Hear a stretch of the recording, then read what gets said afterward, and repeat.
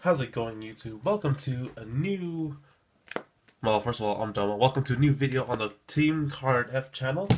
I am Domo, and today in this video, from the title you see here, the video is called, I think I want to call it How to Liberate the Lock or How to Alfred with Domo or something like that. But basically, the title might sound confusing, but basically this is a video on like a tips, tricks discussion thing about Alfred. And usually I don't do this on this channel. The only time I ever did that was, I believe, the Legion episode when I was like with my Royal Paladins. And I was like talking about the Legion mechanic because that was new at the time. Excuse me. Then I was sick.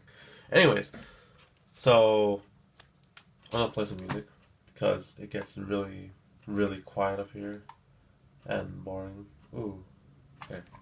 With mouse. Anyways, so being a tip and trick video, I just want to say that this is all based on personal experience, me, and my opinion. I know people have their own different opinions, possibly, or like they experience different things, but this is all from me, coming from the guy who plays Liberator Monarch in IRL, and the one who plays Area, who plays all the Paladin decks. So, like, I played this deck for a long time on Area and in IRL, so I've had its kinks, its successes, its awesome moments, and I'm here to discuss that with you, and what makes this deck really great and fun and all that stuff. So, let's begin with... Hopefully you guys don't hear the music. First off, let's start with the card itself, Liberator Monarch Sanctuary Alfred. So, this card being new in BT15, and one of its rarities of being able to unlock cards, besides, what's his name?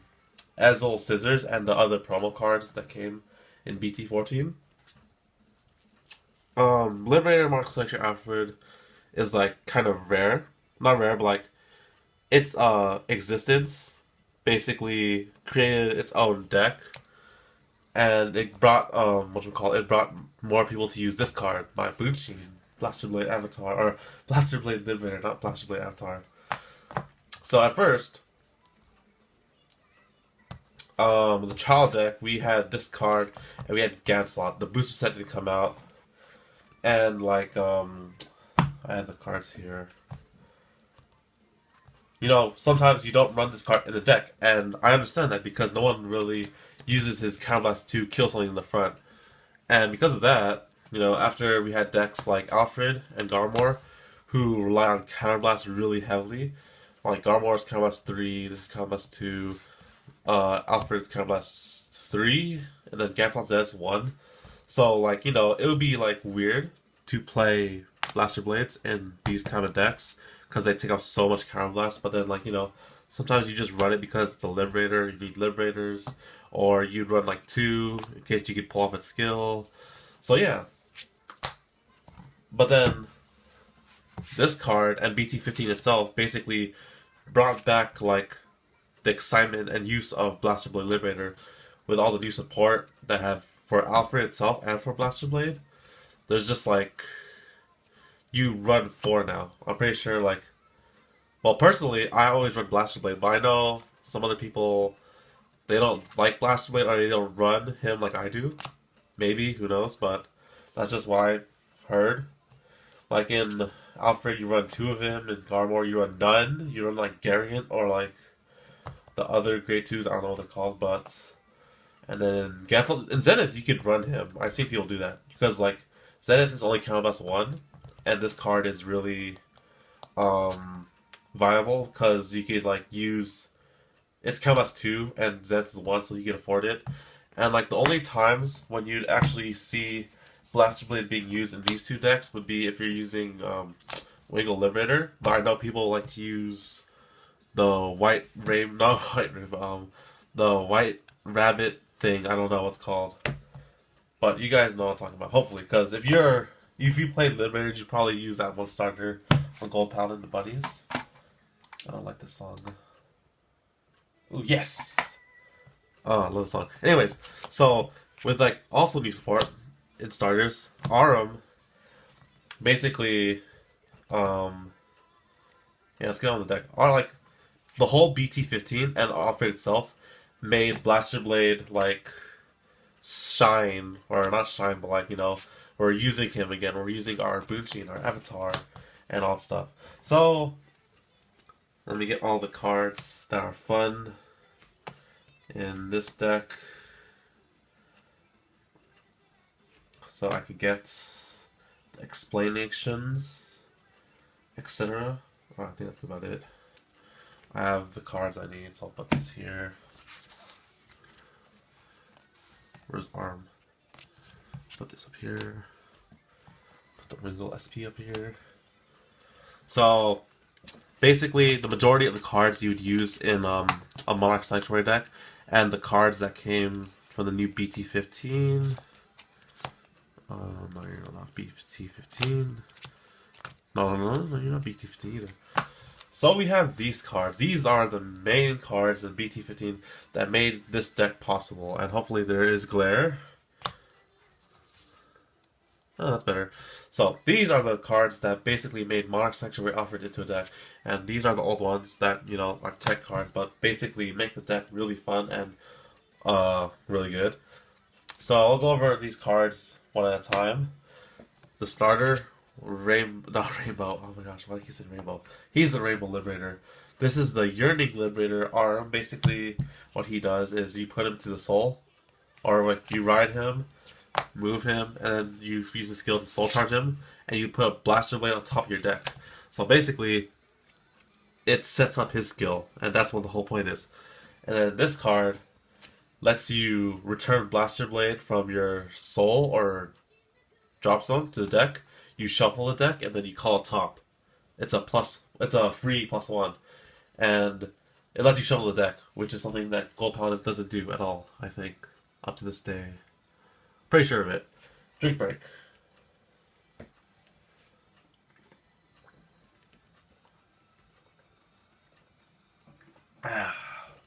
Next.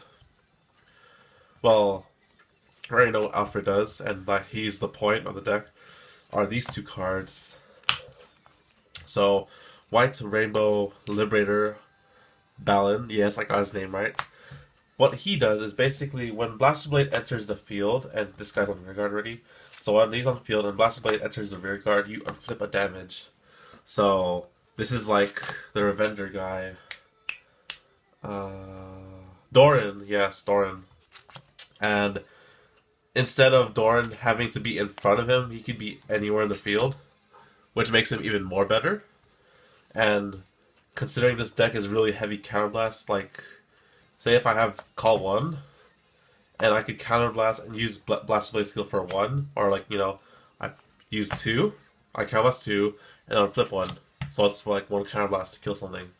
Or you use Alfred's skill to call the whole field, and then you unflip some, like counterblast 3, Soul Blast 2, and then we call Blaster Blades, you unflip some, because that's what Blaster Blade and Balin do. That's what Blaster Blade and Balin do. So, this is really good in any Gold Paladin deck, not just Alfred. You could run Balin in like Garmor, Alfred, what's his name? The other one, the non-Monarch Sanctuary, and then Zenith, just to unflip damage. And like literally, you could just put these two in any Liberator deck and like, you know, have fun with it.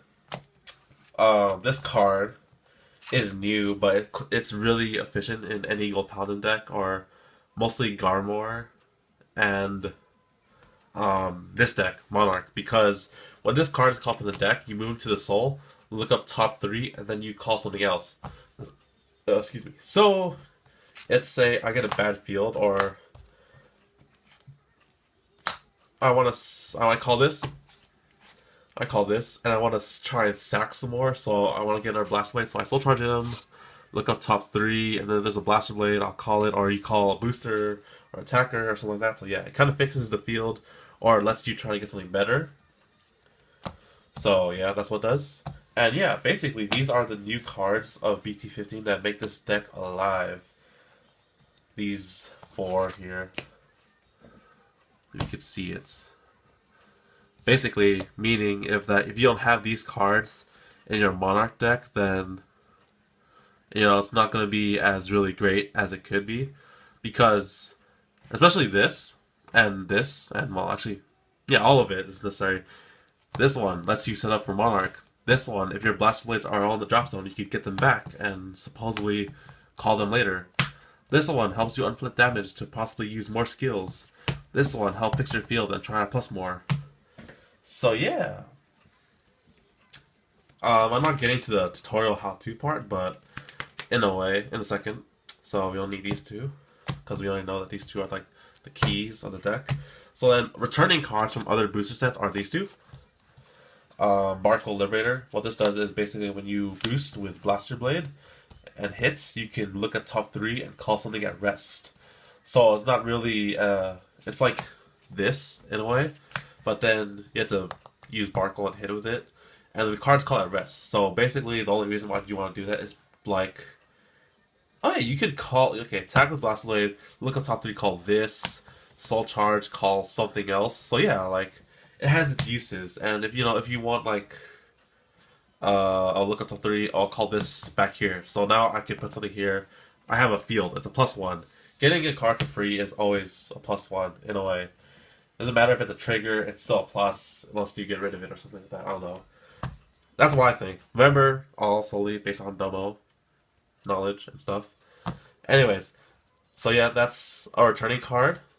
And then another returning card, which is really helpful, is Liberator, Mayrain, Liberator Bruno. Yeah, that's his name. This card, when it's on the field and something's called to the rear guard from the deck, it gets +3. And notes, where's Alfred? When you use Alfred's skill, you call all the cards at the same time, not one at a time like Garmor. So you could like, it gets +1, 2, 3, 4. 4 times 3 is 12, so it becomes 19k for a booster. And if you have, I don't know, Blaster Blade in front, it'll attack for 28. You hit Cross Giants. There we go. Take that, the rebirth. And just kidding. So that's about all the cards in explanation on what they do. So now let's get to the setup.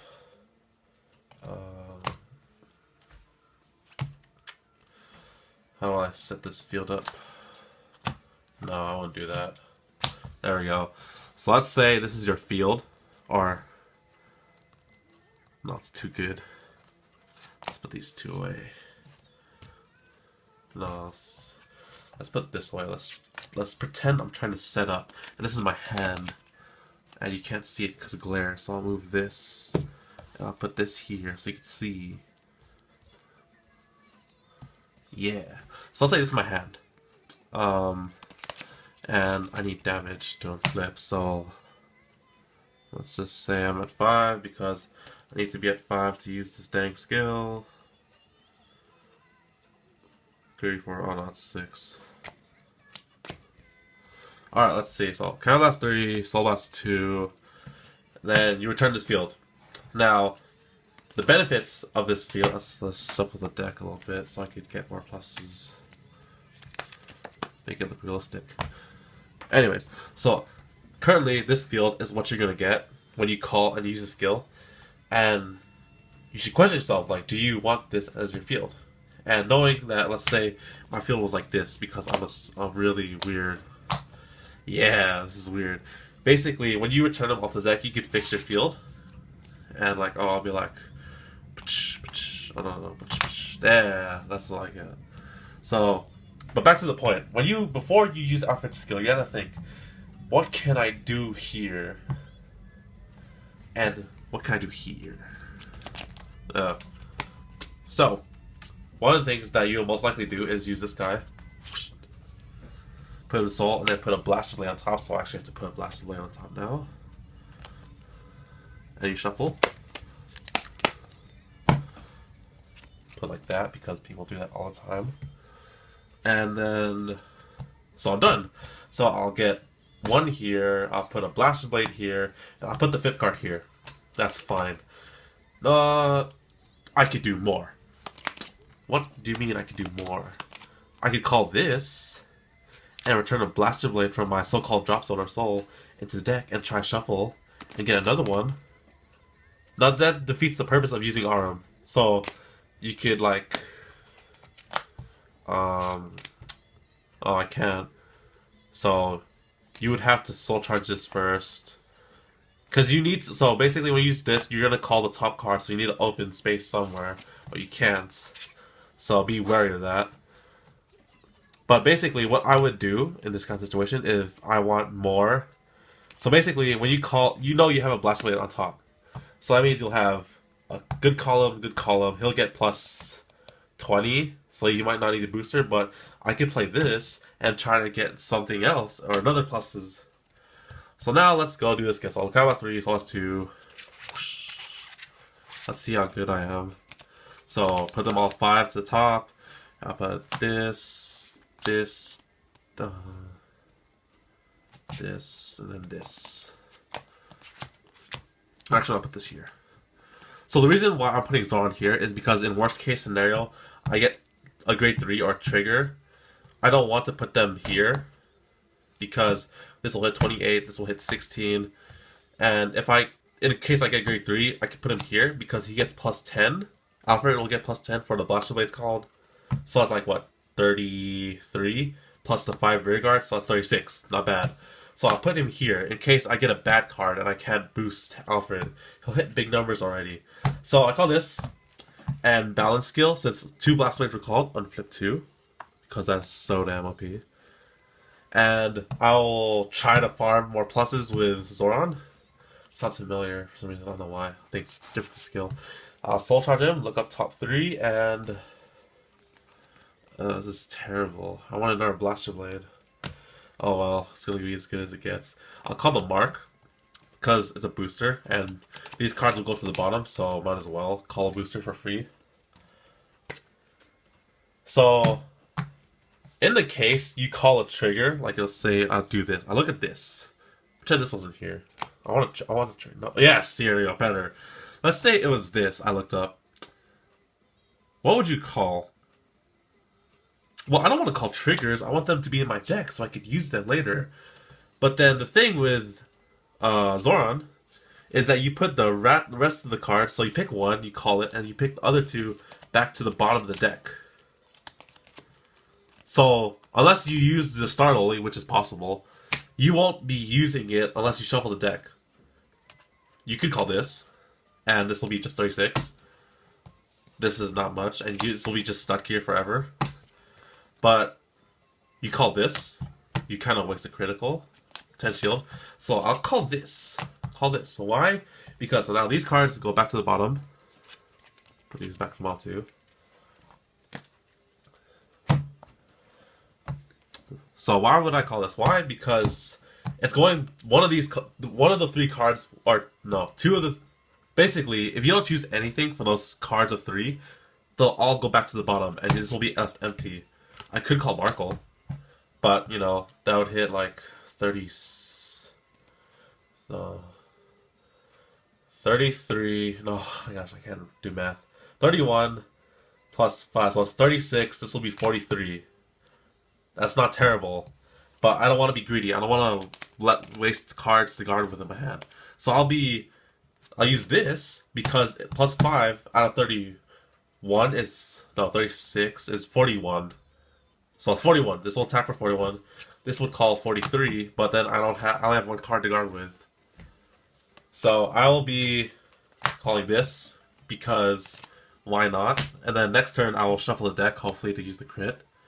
So scenarios, basically you have to think about when you're going to use a skill and how you're going to use it, is what I'm trying to say here, in a way.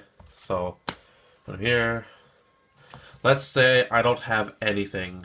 I don't have a field at all. My field is gone because I'm playing Kagero or Tempest Bolt, Eradicators, etc. Oh my goodness. So let's see here.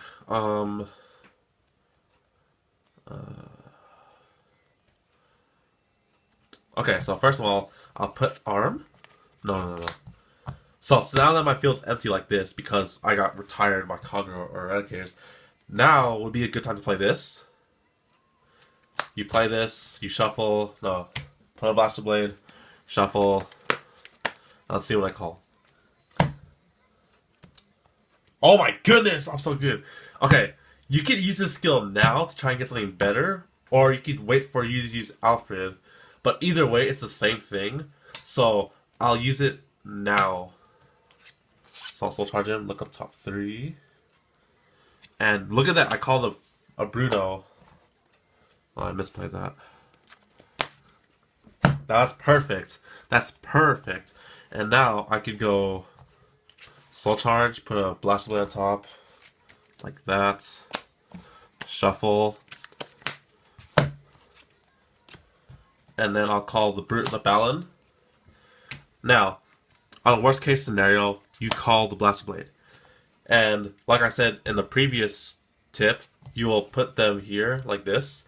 And you'll put, if it's a grade 3 or something else, you'll put it here. Because it'll get plus 10k and won't be that bad. So now we'll count as 3. No, that's fine. Let's see what I get. Okay. In a scenario like this, I'd be like, let's see, 19 plus 11. That's 30k instead of 28, so it doesn't matter. So I'll put this here. I'll put this here. Put this here. Put this here. I won't call this. So in another case scenario, when you get a grade 3 and you have this or something like another Zoran. Let's put the Zoran here in a scenario. Or we'll just keep that. So in any case, you call something like this or this here, and then the other one's like the grade 3. You don't really want to call it here. You could try to, use one of these 2 skills to try and get something better. So let's say I call this one. So I'll return a Blaster Blade, pretend I have one, shuffle, and try to get something better. And either way, it's fine because this one gets plus 1, 2, 3 still. And if you call this one, they'll get the other one. So there I go, I got a booster. See? It's a crit, it's not bad, but when I call this or reveal it, I either put it on the bottom or call it. And I'd rather call it because that's a boost. And putting it at the bottom doesn't do anything unless you shuffle the deck to use it again. So yeah. So it's all